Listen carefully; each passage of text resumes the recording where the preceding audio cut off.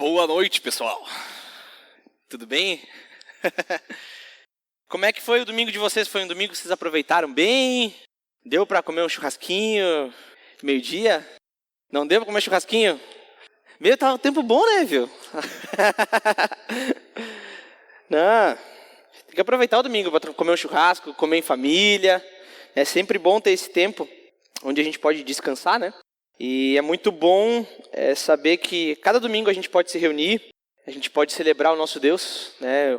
A gente vê na Bíblia que existe o dia de sábado, onde os judeus guardavam, e a partir do momento do Novo Testamento a igreja começou a celebrar o culto a Deus, a Jesus Cristo, no domingo, porque foi exatamente o dia que ele ressuscitou. Então é muito bom saber que a gente tem esse dia para a gente descansar tanto o corpo, mas também e principalmente a gente estar juntos aqui e descansar em Deus, aprender em Deus. Isso é tudo muito bom. E hoje eu gostaria de começar de uma maneira um pouco diferente. Gostaria de começar com uma pergunta, né? Algumas perguntas, na verdade. Quem aqui gosta de filme, de assistir filme? Bastante gente gosta de filme, né? Não são todos, mas bastante gente. E que tipo de filme vocês gostam de assistir? Tom e Jerry, ó.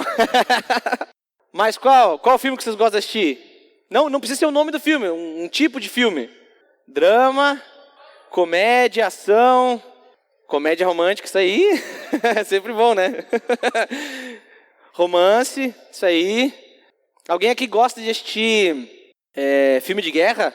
Gosta de ver esse tipo, não, né, de briga, mas eu digo assim, da história, daquele povo que luta e pena e consegue vencer uma guerra. Alguém gosta aqui? Vocês gostam de filme assim mais contemporâneo ou filme mais antigo assim, né? O pessoal lutava com espada, com arco e flecha, ou vocês gostam do pessoal assim, tipo Segunda Guerra Mundial? Como é que fica o pessoal que gosta de filme de guerra? É antigo ou mais recente? Mais antigo, é mais raiz. Mas pensando nesse cenário de guerra, eu gostaria de convidar todos vocês a abrir as suas Bíblias em um momento que fala de algo similar a um momento de guerra. E vocês podem estar achando que a gente vai falar de alguma coisa diferente, mas nós vamos ler Efésios novamente. E aí eu convido vocês a abrir as Bíblias em Efésios 6, do versículo 10 até o versículo 20. Vocês vão entender por que a gente está falando aqui, falando de filme de guerra, né? Mas principalmente de guerra daqueles tempos antigos, onde que não tinham armas de fogo, mas era espada, arco e flecha. Muitas vezes o pessoal saía com as próprias mãos, né? Mas aqui, nesse texto que a gente vai acabar de ler, acho que a gente vai ficar um pouco mais familiarizado com essa questão, né, do porquê que a gente está falando aqui de guerra. Então vamos lá, Efésios 6, versículo 10 até o versículo 20. Ele diz assim: finalmente, fortaleçam-se no Senhor e no seu poder. Vistam toda a armadura de Deus para poderem ficar firmes contra as ciladas do diabo. Pois a nossa luta não é contra seres humanos, mas contra os poderes e autoridades, contra os dominadores deste mundo de trevas, contra as forças espirituais do mal nas regiões celestiais. Por isso, vistam toda a armadura de Deus, para que possam resistir no dia mau e permanecer inabaláveis depois de terem feito tudo. Assim, mantenham-se firmes, cingindo-se com o cinto da verdade, vestindo a couraça da justiça e tendo os pés calçados com a prontidão do evangelho da paz. Além disso, usem o escudo da fé, com o qual vocês poderão apagar todas as setas inflamadas do maligno. Usem o capacete da salvação e a espada do Espírito, que é a palavra de Deus. Orem no Espírito em todas as ocasiões, com toda oração e súplica. Tendo isso em mente, estejam atentos e perseverem na oração por todos os santos. Orem também por mim, para que quando eu falar, seja-me dada a mensagem, a fim de que, destemidamente, torne conhecido o mistério do Evangelho, pelo qual sou embaixador, preso em correntes. Orem para que, permanecendo nele, eu fale com coragem, como me cumpre fazer. Vamos orar? Senhor Deus, obrigado por esse momento em que a gente tem, de a gente estar em comunhão, de a gente poder ler a Tua palavra, meditar sobre a Tua palavra, Deus, ser engrandecidos, ser edificados sobre a Tua palavra, Pai. Obrigado pelo privilégio de a gente poder se reunir aqui como um corpo unido, pelo auxílio de todas as juntas, onde cada parte executa a sua função e onde juntos nós crescemos na semelhança a Jesus Cristo. Obrigado por isso, Pai, que a Tua palavra seja eficaz nas nossas vidas, que a Tua palavra seja algo que transforme as nossas vidas diariamente, Deus. Obrigado por esse momento e que a Tua palavra fale aos nossos corações. Em nome de Jesus que nós oramos. Amém. Então, pessoal, acho que ficou um pouquinho mais claro porque que a gente está falando aqui de um contexto de guerra. Aqui a gente está chegando no final da carta dos Efésios. É uma carta onde que já faz um bom tempo que a gente vem estudando, tanto aqui nos domingos como também no curso de Efésios, onde que a gente se reúne, a gente conversa mensalmente aí sobre aquilo que a gente lê, aquilo que a gente entende da palavra.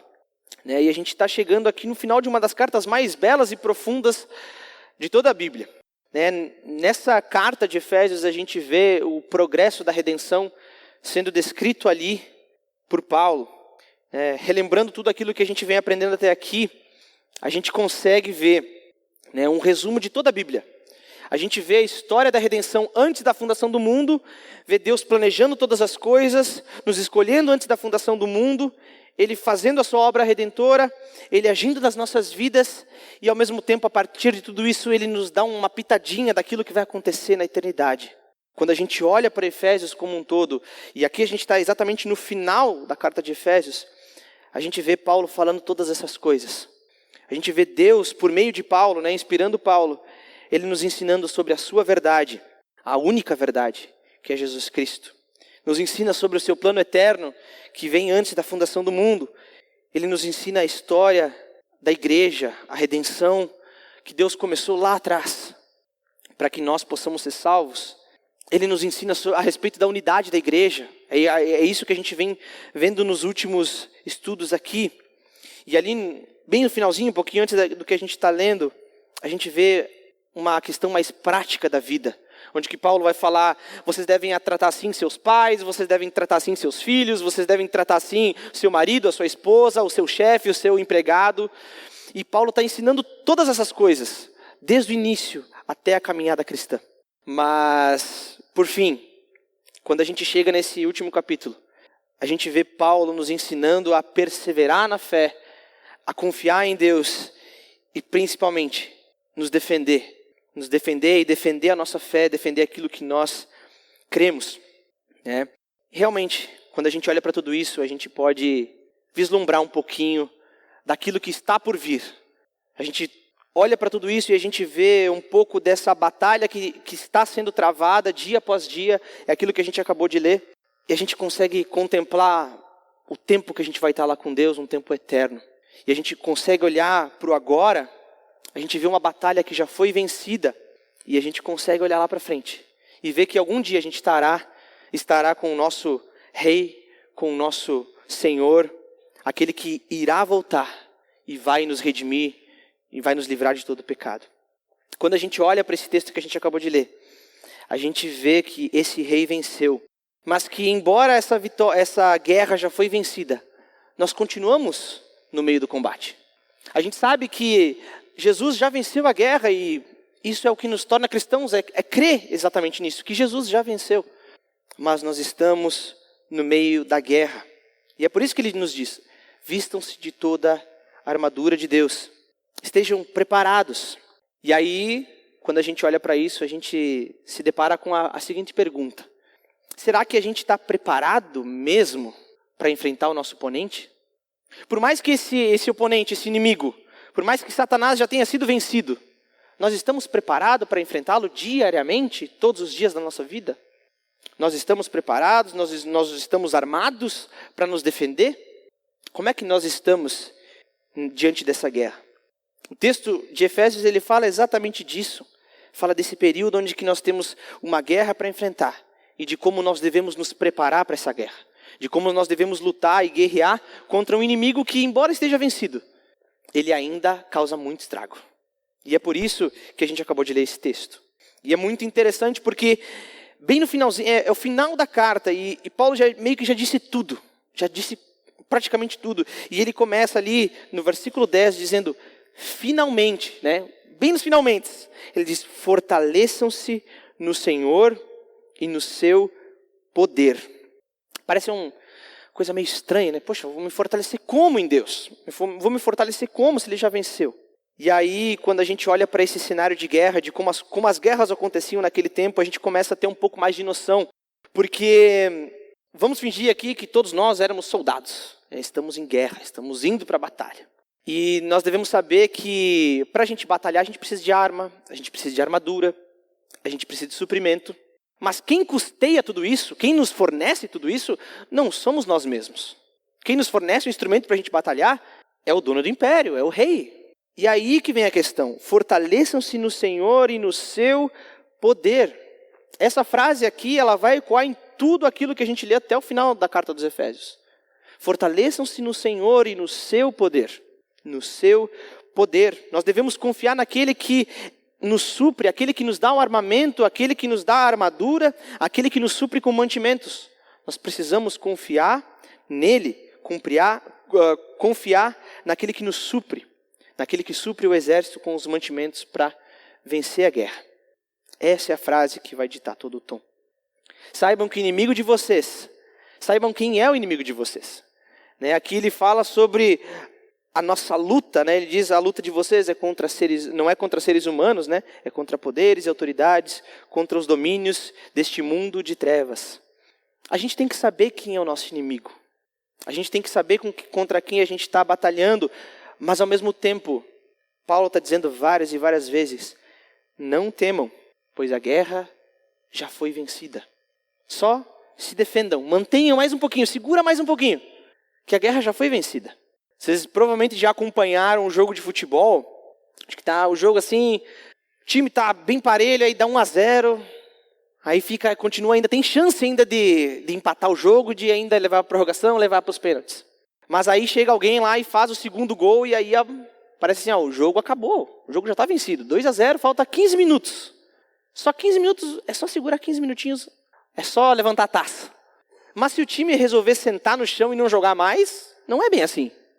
A batalha, a vitória já está ali, é só manter. Mas ao mesmo tempo, nós não podemos nos sentar e ficar de braços cruzados. E é exatamente isso que acontece, a vitória já foi conquistada, a vitória já foi ganha. Mas nós devemos permanecer firmes na força do Senhor. Afinal, a batalha já foi vencida na cruz do Calvário, pelo sangue de Jesus Cristo. E não há mais nada que nós possamos fazer para acrescentar nenhum pingo a essa vitória. Nós simplesmente confiamos no nosso Senhor e permanecemos firmes. E aí, pensando nisso tudo, quando a gente olha para esse texto, tem alguns versículos chaves aqui, mas gostaria de começar já pelo versículo 11. A gente falou do versículo 10, onde que ele fala para a gente realmente nos fortalecer no Senhor e no seu poder. E aí, quando a gente olha para o versículo 11, ele já começa dizendo como que a gente vai se fortalecer. Ele diz assim, vistam toda a armadura de Deus para poderem ficar firmes contra as ciladas do diabo. Será que a gente pode ficar firme pelas nossas próprias forças? A gente consegue? A gente consegue permanecer de pé diante do nosso inimigo? Conseguimos? A resposta ela é bem simples e ela é direta. É não. É por isso que ele fala assim, vistam toda a armadura de Deus para poderem ficar firmes. Quer dizer que a gente não pode, a gente não consegue, a gente não tem força. Afinal, o nosso oponente ele é muito difícil de enfrentar. Não são as nossas próprias forças, nós não somos capazes de vencer as ciladas do diabo com a nossa própria vontade. Nós precisamos estar vestidos da armadura de Deus. E somente com essa armadura a gente é capaz de vencer. Gostaria de convidar vocês a dar uma olhadinha nos versículos que a gente leu na última vez que estudamos Efésios. Que é Efésios 4, versículo 22 até o 24. Paulo, um pouquinho antes desse texto que a gente estava lendo aqui em Efésios 6, ele diz assim, quanto à antiga maneira de viver, vocês foram ensinados a despir-se do velho homem, que se corrompe por desejos enganosos, a serem renovados no modo de pensar e a revestir-se do novo homem, criado para ser semelhante a Deus em justiça e santidade provenientes da verdade. E vamos olhar, Efésios 4 e Efésios 6. A gente vê alguma similaridade nisso tudo?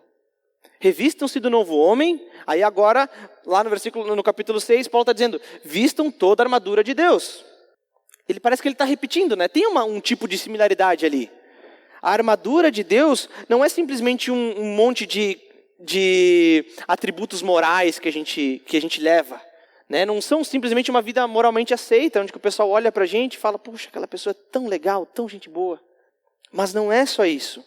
É revestir-se do novo homem. Revestir-se do novo homem. Esqueçam a velha vida. Morram para a velha vida. Né? Não se apeguem àquilo. Revistam-se da armadura. Revistam-se do novo homem. Revistam-se da armadura de Deus, que é o próprio Cristo Jesus. Essa armadura não está somente em Jesus, mas ela é Jesus Cristo. Nós precisamos nos revestir de Jesus Cristo. Se nós não temos Cristo, infelizmente nós não temos absolutamente nada. Nada. Nada. A gente pode achar que a gente é cristão, que a gente tem uma vida legal, mas se nós não temos Cristo, nós não temos absolutamente nada. Nem vida nós temos. Porque sem Cristo, aí se a gente voltar lá para Efésios 2, ele vai dizer, vocês estavam mortos em transgressões e pecados. Vocês precisam de Cristo para estarem vivos. Sem Cristo nós não temos nada, mas em Cristo nós somos ressuscitados. E aí, nós não somos mais inimigos de Deus, mas agora nós fazemos parte do reino de Deus. Nós lutamos a favor de Deus, porque nós somos parte do seu reino, nós somos os seus soldados. É isso que Paulo está dizendo, revistam-se de Cristo. Sejam vivificados pelo Espírito, porque a nossa batalha, ela não é contra a carne, não é contra sangue, mas trata-se de uma batalha espiritual. E é justamente por causa disso que nós precisamos de Jesus Cristo. Nós não somos capazes de vencer um inimigo que nós nem conseguimos enxergar. Nós precisamos de Jesus. Nós precisamos que Ele nos revista com a sua armadura, nos revista com o seu caráter, com o seu amor. E aí prestem atenção no que ele está dizendo aqui, ele vai seguindo, no versículo 12 ele diz, pois a nossa luta não é contra seres humanos, mas contra poderes e autoridades, contra os dominadores deste mundo de trevas, contra as forças espirituais do mal nas regiões celestiais. Por isso, vistam toda a armadura de Deus, para que possam resistir no dia mau e permanecer inabaláveis, depois de terem feito tudo. Percebam que aqui, Paulo está dizendo, gente, o inimigo de vocês não é um inimigo qualquer. Vocês podem estar achando que vocês estão guerreando contra o exército de um outro país, mas não é isso. Vocês estão lutando com um inimigo que vocês nem conseguem enxergar, um inimigo completamente poderoso e que vocês estão no mato sem cachorro. Esse inimigo de vocês é um inimigo invisível, vocês não enxergam ele, mas ele está em todos os lugares. Ele está atrás de vocês, vendo tudo o que vocês fazem. É um inimigo maligno que usa cada pedacinho da sua vida para te causar o mal, para te afastar de Deus. Esse inimigo, ele é astuto. Porque como ele enxerga os teus defeitos, as tuas falhas, os teus pecados, ele vai lá e mexe exatamente na tua ferida, para que tu possa cair, para que tu possa perder a batalha. Esse inimigo é um inimigo persistente, é um inimigo que não desiste. Ele vai lá, ele bate uma vez, tu conseguiu permanecer firme, ele vai lá e dá de novo. Ficou de pé, vai dar de novo. Ele não vai desistir, ele vai ficar a tua vida inteira te batendo. E tu tem que estar com a armadura, não adianta. Esse inimigo, ele é completamente numeroso. Olha o que ele diz ali, contra poderes e autoridades, contra os dominadores. Ele não fala nenhuma vez no singular, ele fala sempre no plural, porque são vários inimigos. É um exército que está na nossa frente. E esse exército, ele é completamente oportunista. Deixa uma brechinha só, uma só brechinha, para ver se tu não perde. Fica sem a tua armadura em uma parte do teu corpo, que tu vai ser atacado. Por isso, Paulo vai dizer, vistam-se da armadura de Deus, para que possam resistir quando vocês forem atacados. Quando vier o dia mau, quando vocês estiverem no fundo do poço, quando vocês estiverem perdendo a guerra, vocês têm que estar com toda a armadura, senão vocês já eram. Não tem saída para tudo isso. Vocês têm que estar armados, porque senão vocês não vão ser inabaláveis. Vocês não vão ficar firmes. Vocês precisam do próprio Deus junto a vocês. Se nós temos Cristo e somos revestidos pela sua armadura, não há nada que pode nos vencer. Não há nada que pode dar de frente conosco. Porque se Deus é por nós, quem será contra nós? É o que diz Romanos 8:31. Vamos ler aqui. Diz assim: que diremos, pois, diante dessas coisas? Se Deus é por nós, quem será contra nós? Se Deus já venceu a guerra, quem vai ser contra a gente? A gente tem condição de vencer isso sozinhos? Nós temos condição de vencer isso com Deus? Quando a gente olha para o texto de Romanos, o que a gente pensa? O que a gente conclui disso tudo? Se Deus é por nós, quem será contra nós? Nós podemos perder batalhas, mas a guerra foi vencida. E esse Deus, por mais que muitas batalhas nós estamos fracos, Ele está diariamente conosco. Ele está ao nosso lado para nos dar força, para nos revestir da sua armadura. E aí é o que Paulo vai seguir dizendo. Ele vai dizer no versículo 14 até o versículo 17 algumas características dessa armadura. E ele vai dizer assim: assim, mantenham-se firmes, cingindo-se com o cinto da verdade, vestindo a couraça da justiça, e tendo os pés calçados com a prontidão do evangelho da paz. Além disso, usem o escudo da fé, com o qual vocês poderão apagar todas as setas inflamadas do maligno. Usem o capacete da salvação e a espada do Espírito, que é a palavra de Deus. Aqui a gente vê 6 características da armadura de Deus. E aí eu acho que é interessante a gente dar uma olhada para essas características da armadura, que é o próprio Cristo, para que a gente possa realmente refletir um pouco sobre as nossas vidas e ver se a gente realmente está com essa armadura ou está descoberto. A gente vê ali o cinto da verdade, a couraça da justiça, calçando os pés na disposição do evangelho da paz, ou na prontidão do evangelho da paz, o escudo da fé, o capacete da salvação e a espada do Espírito. A gente vê 6 coisas. 6 coisas que elas vêm do próprio Cristo. Porque se Cristo é armadura, as características têm que vir dele. E aí a gente começa olhando o cinto da verdade. Hoje, se eu falar para vocês, o cinto da verdade, o que para vocês é cinto? A gente olha, é um negócio que só segura a calça, né? Segura a calça e só isso. Mas naquela época, pensa assim, para um soldado romano, o cinto significa muito mais do que segurar simplesmente as calças. O cinto é algo que segura toda a armadura. Toda a armadura depende do cinto. O cinto ele fica por baixo, aqui assim, na barriga, né? Então tudo que vem por cima, tudo que fica embaixo, tem que estar preso ao cinto. Inclusive a espada tem que estar no cinto. Exatamente como o Batman. O Batman tem seu cinto de utilidades, tudo está ali. E para nós é a mesma coisa. A gente tem um cinto que tudo tem que estar baseado sobre esse cinto. E quando a gente olha para o texto, a gente vê cingindo-se com o cinto da verdade. Mariel, o que quer dizer o cinto da verdade? Né? A marca verdade? Não. Quando a gente olha para o cinto da verdade e a gente pensa, olha para um soldado romano, a gente vê que o cinto era uma peça fundamental que ia dar sustentação para toda a armadura. A gente olha para a nossa vida e a gente vê que tudo deve estar baseado sobre a verdade. Eu posso viver uma vida muito legal, mas se eu não estou baseado sobre a verdade, não tem nada. Precisa ser verdade. Como é que eu posso ter tudo certinho, mas lá no início a base é uma mentira? Não pode ser. Nós devemos nos cingir com o cinto da verdade de Deus. E qual que é a verdade de Deus? É uma pessoa, Jesus Cristo. Se a nossa armadura não está baseada em Jesus Cristo, que é a verdade de Deus, não adianta fazer nada. Não adianta fazer nada. Não há nada que nós possamos fazer se nós não estamos cingidos pelo cinto da verdade. E aí ele fala sobre a couraça da justiça, né? Cingindo-se com o cinto da verdade e vestindo a couraça da justiça. O que é couraça? O que é couraça, gente? O que vocês acham que é couraça? Alguém tem ideia do que é couraça? Isso aí.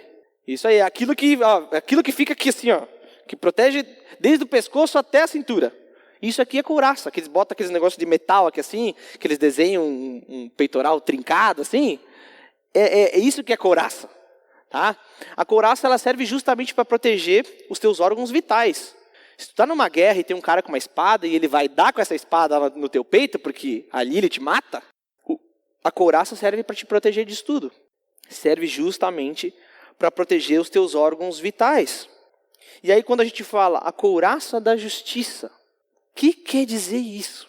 Couraça da justiça. Né? Então quer dizer que eu tenho que botar a justiça na minha frente e é isso. Né? A gente tem que ir um pouquinho mais fundo. Porque se a gente coloca a justiça como algo que nos defende dos ataques do inimigo e defende principalmente os nossos órgãos vitais, nós precisamos nos revestir da justiça de Jesus Cristo. Quando a gente olhou lá no capítulo 4, ele fala em justiça e santidades provenientes da verdade. Quando a gente fala de nos revestir da justiça de Jesus Cristo, é que nós devemos andar em justiça e santidade. Sendo justos como ele é justo, sendo santo como ele é santo. É assim que nós nos revestimos da justiça de Deus. Porque viver em justiça é uma das características do cristão. O cristão que ele realmente entendeu que ele foi salvo mediante a graça de Jesus Cristo e que ele não fez nada para merecer isso, ele simplesmente começa a obedecer a Deus. Ele começa a amar a vontade de Deus, começa a amar os preceitos de Deus. Não porque ele é merecedor, mas porque ele recebeu algo que ele não merece. E agora ele começa a obedecer ao seu Senhor. Viver em justiça é uma das marcas do cristão. Vamos olhar de novo Romanos 8. Romanos 8, versículo 33 e versículo 34. Ele diz assim: quem fará alguma acusação contra os escolhidos de Deus? É Deus quem os justifica. Quem os condenará? Foi Cristo que morreu e mais, que ressuscitou e está à direita de Deus e também intercede por nós. Vejam que ele diz que é Deus quem nos justifica. Então ele nos dá da sua justiça e agora nós andamos em justiça e santidade. Quando o acusador, o inimigo, o diabo vier nos atacar, vier nos acusar, nós estamos cobertos de justiça. Não há nada que nós tememos. Nós somos irrepreensíveis. Então não há nada que temer, não há um órgão vital que ele vai atacar e vai fazer a gente cair. A justiça nos defende. Sem a justiça de Cristo e sem santidade pessoal, não há defesa das acusações do inimigo. Nós precisamos andar em justiça e santidade. E aí agora nós vamos para a terceira parte da armadura de Deus. Ele diz assim no versículo 15: e tendo os pés calçados com a prontidão do evangelho da paz. Algumas versões vão dizer as sandálias da prontidão do evangelho da paz. Daí quando a gente para pensar nisso, hoje eu olho para os pés de vocês, está todo mundo com o pé coberto, né? Tem alguns aí, tipo o Jairo lá está com a sandália, está com o dedinho de fora. Mas todo mundo está com o pé coberto e pelo menos está com alguma coisa embaixo do pé. Só que se a gente parar para pensar 2000 anos atrás, calçado não era um negócio comum. Vocês concordam, né? Muita gente lutava de pé no chão. E não precisa ir tão longe assim. Se a gente for lá olhar para a Guerra dos Farrapos, a Revolução Farroupilha, a gente vê muita gente que lutou de pé no chão. Então, há 2000 anos atrás, a condição era bem diferente. Então, assim, quando alguém ia lutar numa guerra e ia lutar de pé no chão, eu imagino que devia ser complicado, assim, devia doer muito os pés. Ou estava com aquela sola do pé dura, tá louco. Não sei quantos de vocês já correram nas pedras de pé descalço, já correram no mato de pé descalço, mas dói. E muita gente ali lutava nessa condição. E aí, os soldados romanos, alguns deles, usavam sandálias para justamente não machucar os seus pés. Para que no meio da batalha não tivesse um prego que alguém jogasse lá no chão e eu pisasse em cima e não conseguisse mais lutar, não conseguisse mais me locomover. Eu preciso ter uma proteção para os meus pés. Eu preciso ter agilidade no campo de batalha. E aí, o que Paulo está dizendo é que justamente nós precisamos calçar os pés com a prontidão para o evangelho. Mas Ariel, prontidão do evangelho, como é que eu vou botar a prontidão do evangelho embaixo do pé? A gente tem que pensar um pouquinho. O evangelho é algo que nos move. É algo que não nos deixa parados. O evangelho e a igreja, ela é um movimento, não é algo estagnado. Se a gente anda de pé descalços no meio de uma batalha, a gente não vai poder se mexer muito. Mas com a prontidão para o evangelho, nós conseguimos fazer a obra que Deus nos ordena, que o rei nos ordena fazer. E aí nós conseguimos nos locomover, nós conseguimos nos mover, sem se preocupar com aquilo que vai atingir os nossos pés. Porque nós alcançamos cada vez mais inimigos. Nós alcançamos mais lugares. justamente pela prontidão do evangelho da paz. Enquanto o diabo quer destruir os homens, enquanto ele está ali para matar, roubar e destruir, nós queremos espalhar o evangelho da paz. Para que mais pessoas que estão em guerra contra Deus, que estão mortos em transgressões e pecados, sejam ressuscitados, vivificados pelo Espírito e agora lutem ao lado de Deus como um soldado fiel. É isso que nós queremos. Nós queremos falar do evangelho. E é por isso que nós devemos nos calçar com a prontidão do evangelho da paz. E ele não para por aí. Ele vai continuar dizendo, além disso,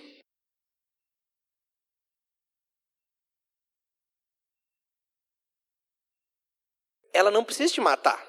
A flecha que acerta num braço e ela está pegando fogo, ela vai doer na hora que ela entrar, e ela vai te queimar e vai minar a tua integridade aos poucos.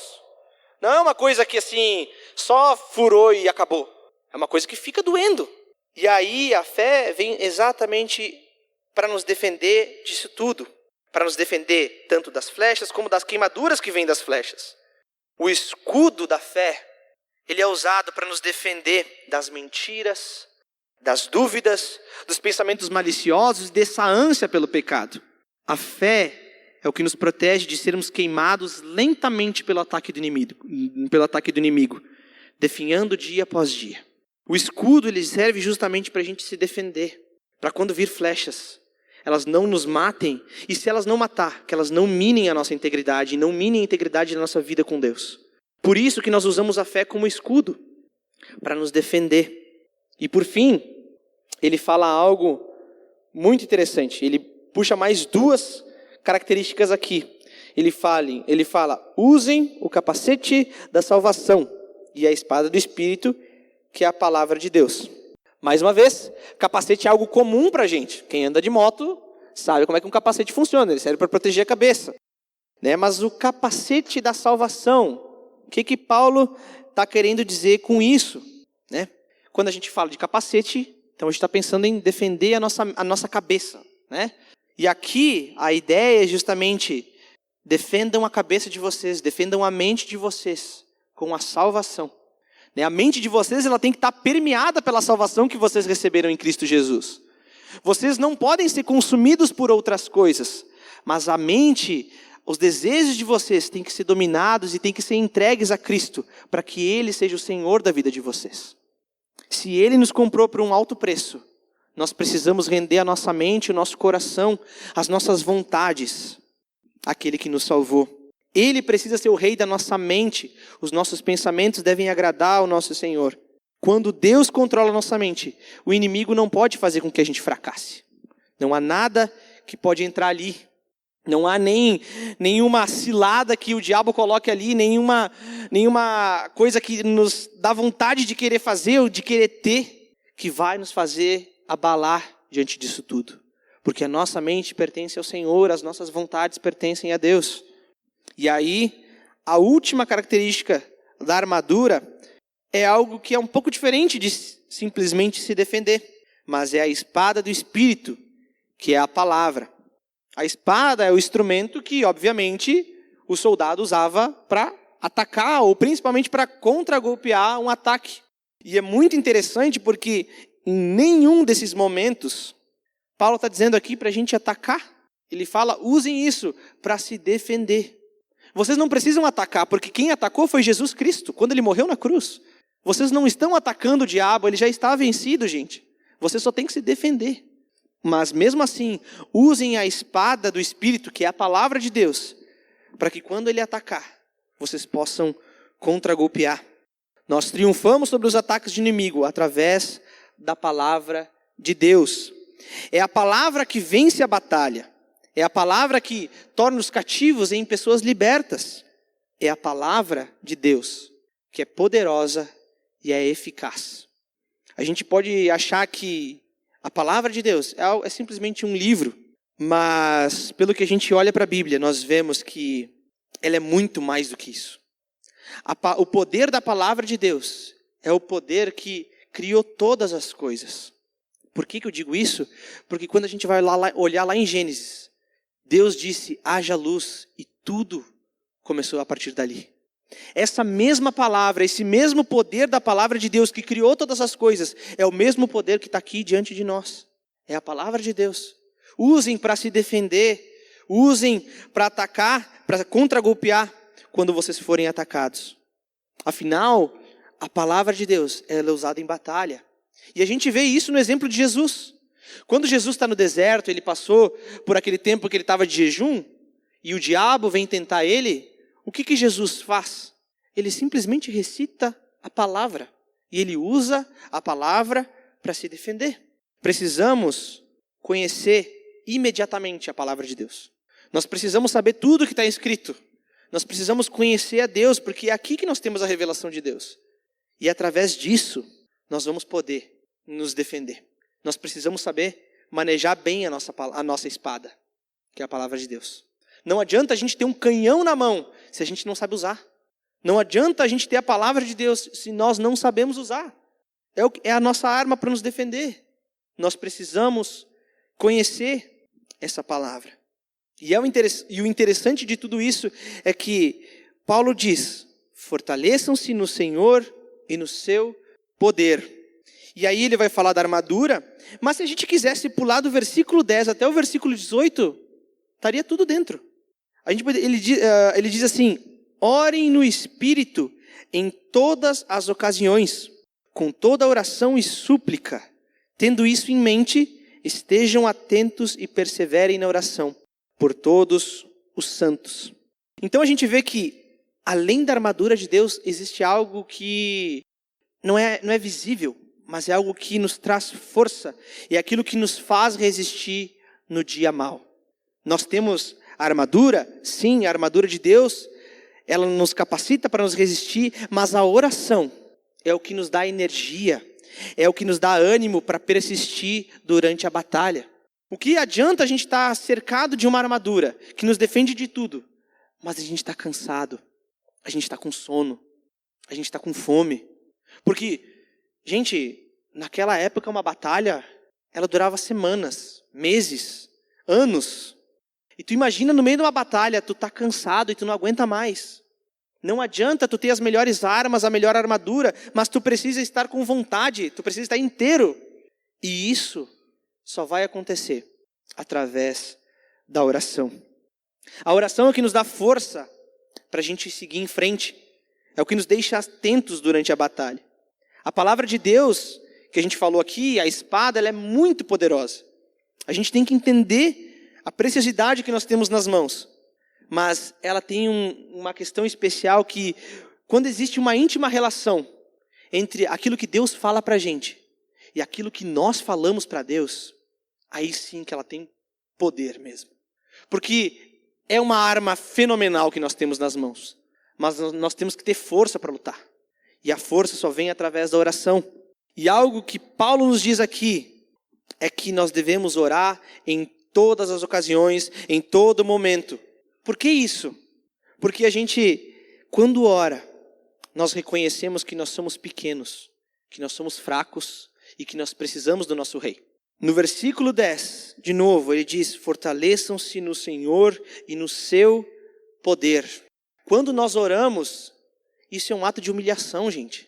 É dizer: Deus, eu não tenho forças. Eu não consigo lutar a batalha, por mais que eu tenha toda a armadura, por mais que eu tenha toda a espada, eu não consigo sozinho. Eu preciso que o Senhor me dê ânimo, eu preciso que o Senhor me dê força, me dê poder para que eu lute essa batalha que o Senhor me propõe. Nós precisamos orar, porque na oração nós nos humilhamos e o Senhor é exaltado, porque Ele é o poder, Ele é o Rei, Ele é aquele que nos dá tudo o que é preciso para a gente vencer essa batalha.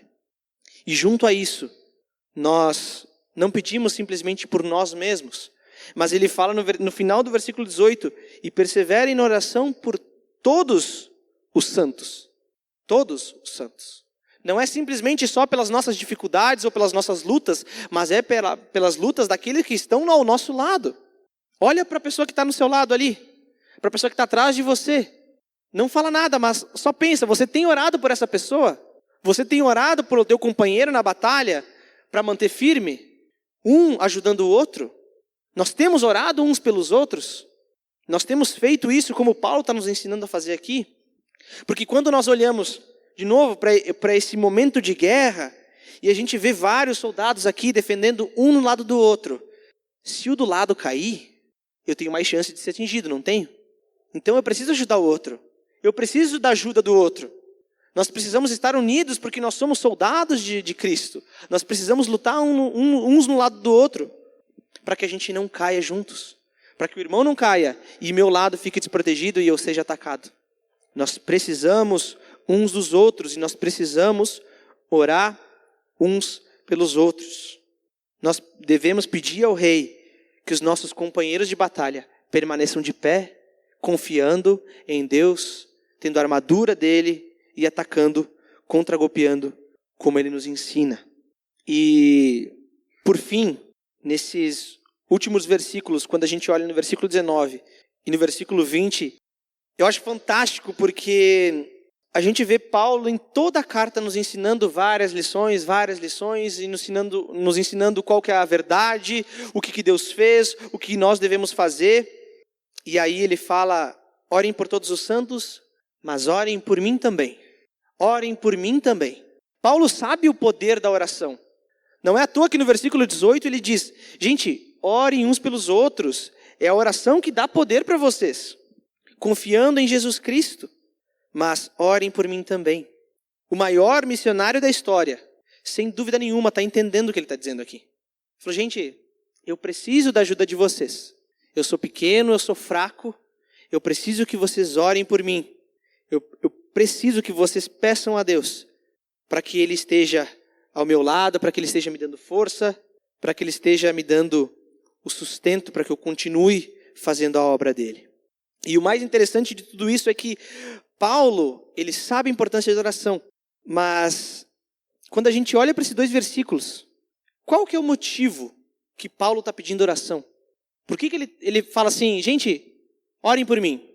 Ele diz assim, orem também por mim, para que quando eu falar, seja-me dada a mensagem, a fim de que destemidamente torne conhecido o mistério do Evangelho, pelo qual eu sou embaixador preso em correntes. Orem para que, permanecendo nele, eu fale com coragem, como me cumpre fazer. Paulo está pedindo alguma coisa por ele? Quando Paulo pede oração, ele diz assim, gente, eu estou preso aqui, eu estou passando necessidades, eu apanhei várias vezes, eu estou sofrendo aqui. Orem a Deus para que eu seja liberto de tudo isso. Paulo está dizendo isso. Paulo está pedindo para sair da cadeia. Paulo está pedindo para livrar ele das doenças ou de qualquer sofrimento que ele tem lá. Não. E é aí que vem a mágica de viver para Deus, porque Paulo está dizendo, gente, eu tô aqui numa condição deplorável, mas orem para que através de mim o evangelho seja pregado e mais pessoas conheçam ao Senhor. Paulo não está pensando na vida dele. Paulo não está nem interessado com o bem-estar dele. O que importa é o reino de Deus. O resto é resto. O viver para mim é Cristo e o morrer é lucro. Paulo não se importa, mesmo numa condição deplorável que ele se encontra. Ele não se importa com a sua vontade, com o seu bem-estar. Ele não pede para ser liberto. Ele justamente está interessado na glória de Deus, no rei. Ele quer honrar um rei que venceu a guerra. Ele não está se importando nem mesmo com a sua própria vida. E aí, pensando nesse momento que Paulo está enfrentando, na cadeia onde ele está sofrendo, acho que é interessante a gente ler uns dos últimos versículos em que Paulo está falando isso para alguém, retratando o seu momento de vida lá na cadeia. E a gente vai então partir para a última carta de Paulo em 2 Timóteo, capítulo 2, versículo 3 a 7. E a gente vai ver que como o exemplo de Paulo, ele é algo que tem que ser encarado urgentemente por nós. E lá em 2 Timóteo 2, do versículo 3 até o 7, ele diz assim, ele está dizendo para Timóteo, né? Suporte comigo os meus sofrimentos, como bom soldado de Cristo. Pensa, um contexto de guerra, gente. Ele é um soldado de Cristo, ele não está se importando com a vida dele. O que importa é a batalha. Nenhum soldado se deixa envolver pelos negócios da vida civil, já que deseja agradar aquele que o alistou. Paulo não se importa com a vida dele. Paulo se importa com a obra de Deus. Ele não se importa com os negócios da vida civil. Importa agradar aquele que alistou ele. Semelhantemente, nenhum atleta é coroado como vencedor, se não competir de acordo com as regras. O lavrador que trabalha arduamente deve ser o primeiro a participar dos frutos da colheita. Reflita no que estou dizendo, pois o Senhor lhe dará o entendimento de tudo. Então a gente está olhando para a vida de um homem que realmente não está só pregando e não está vivendo. Paulo sabe as dificuldades de viver com Cristo. Quando a gente conhece a Deus e a gente se entrega a Ele, a gente sabe que a gente não está de férias. Bem diferente disso. A gente está em guerra. A gente não está curtindo a vida simplesmente por curtir. Nós estamos aqui lutando contra poderes e autoridades nas regiões celestiais. Não é algo que nós devemos nos esquecer. Nós estamos sempre em guerra. Sempre existe guerra. Sempre, sempre. Mas essa guerra já foi vencida. Essa guerra Jesus já venceu. Ele só está dizendo, perseverem, fiquem firmes, fortaleçam-se no Senhor e no seu poder. No seu poder, não é no poder de vocês, é no poder de Deus. E aí, diante dessas coisas, de tudo aquilo que a gente aprendeu aqui sobre esse texto, eu gostaria de deixar algumas questões, algumas perguntas para que a gente possa refletir nos nossos dias. Ver se realmente a gente está se fortalecendo no Senhor ou se é a nossa força que importa.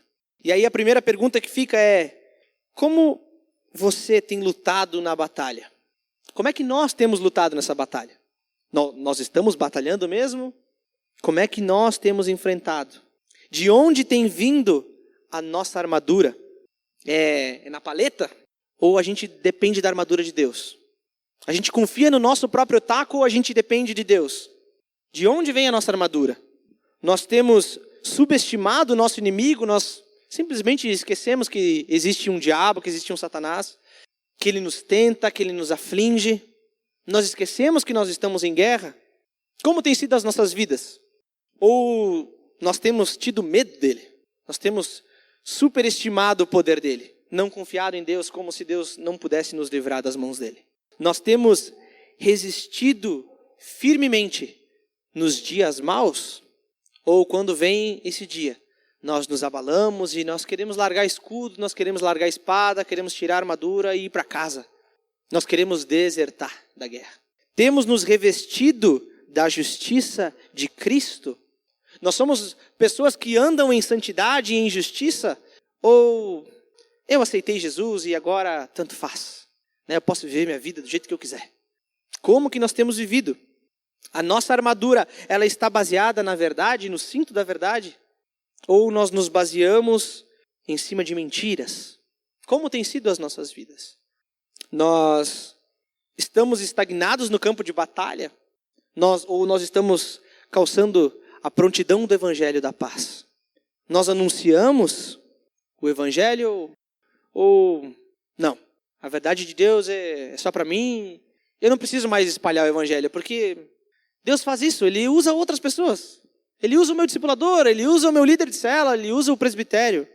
Nós temos evangelizado, nós temos falado daquilo que Jesus fez ou não? Como que nós temos vivido? Nós estamos sendo atingidos pelos dardos inflamados do inimigo? Nós temos nos protegido com o escudo da fé de Jesus Cristo? Nós temos fé em Jesus Cristo? Acho que essa é a pergunta. Nós temos fé no quê? Nós temos fé em Jesus Cristo? Que Ele veio e que Ele morreu por cada um de nós para que nós pudéssemos ter vida? Nós cremos nisso? A fé ela é utilizada para nos defender dos dardos inflamados do maligno? Ou ainda nós continuamos com dúvida a respeito de quem é Jesus? Do que Ele fez? A nossa mente, ela pertence ao Senhor? Nós usamos o capacete da salvação? Nós temos vivido pensando nas coisas do alto? Nós temos pensado na salvação que nós recebemos mediante a graça que Deus derramou em Jesus Cristo? Nós meditamos nisso dia após dia? Ou não? Ou a salvação ficou lá para trás? Foi uma coisa que Deus fez, um dia eu aceitei e agora eu nem penso mais. Nós precisamos diariamente do evangelho. Diariamente. Não importa se você se converteu há 20 anos atrás ou ontem. O evangelho precisa ser vivido todos os dias. Isso aqui que a gente está falando é evangelho, gente. Não foge disso. Pensem nas coisas do alto, pensem na salvação que vocês receberam. Nós conhecemos a espada que nós temos nas mãos? Você conhece o poder da espada ou não? Nós conhecemos o poder da espada, nós cremos realmente que o poder da espada, o poder da palavra de Deus é o mesmo poder que fez criar todas as coisas? Ou simplesmente a gente está com a espada enferrujada, largada num cantinho, jogada as traças lá, e eu só leio quando eu venho no domingo. Como é que tem sido? Nós conhecemos a espada? Nós sabemos o peso? Porque, pensa, um soldado, ele precisa saber o peso da espada, ele precisa saber girar a espada, se defender com a espada. Nós sabemos usar a arma que nós temos nas mãos? Nós temos orado continuamente em todas as ocasiões, dando graças a Deus, suplicando a Deus. Nós temos orado diariamente ou não? Temos perseverado na oração?